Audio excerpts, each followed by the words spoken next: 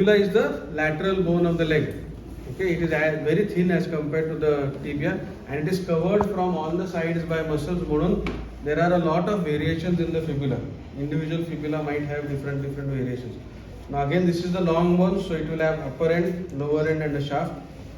It is a task to identify the upper end and the lower end of the tibia. Fibula.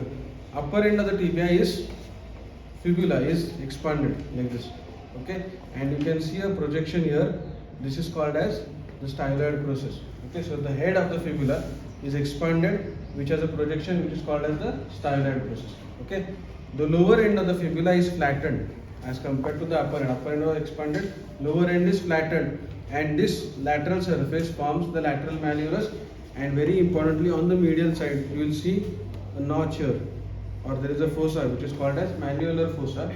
And anterior part of the malleolar fossa, this is the facet for articulation with the talus, which is going to take part in the formation of the ankle joint. Okay, so upper end expanded, which has a projection here, which is called as styloid process. Lower end is flat. This flattened part of the lower end laterally will form lateral malleolus.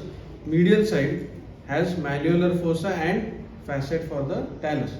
Now there is a key here to identify the side of the fibula.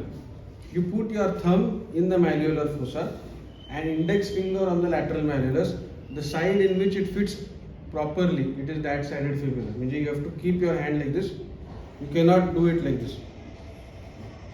Okay, the thumb should be properly placed in the malleolar fossa. Index finger should go on the lateral malleolus, and that will be the easiest way of identifying the side of the fibula. Clear? So that is about lower end.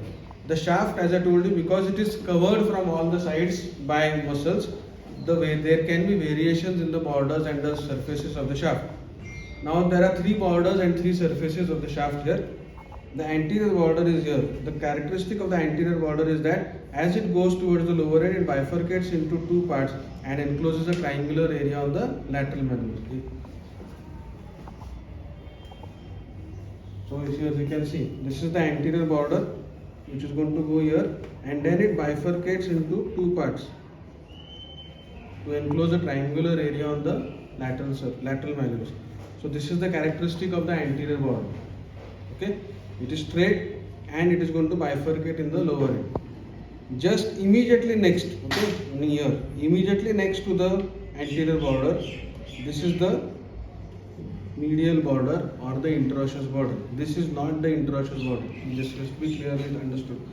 Immediately next to the anterior border is the medial border, and you can identify the medial border very closely because between the anterior and the medial border is the medial surface. This medial surface is hardly 1 millimeter in thickness in the upper part. So close are the anterior and the medial border. Okay, and then if you place the bone correctly, the border which stands out posteriorly, this will be the posterior border. Okay, so this is the posterior border, the anterior border which has two bifurcations at the lower end, and immediately next to the anterior border is the medial border. Here, so these are the three borders.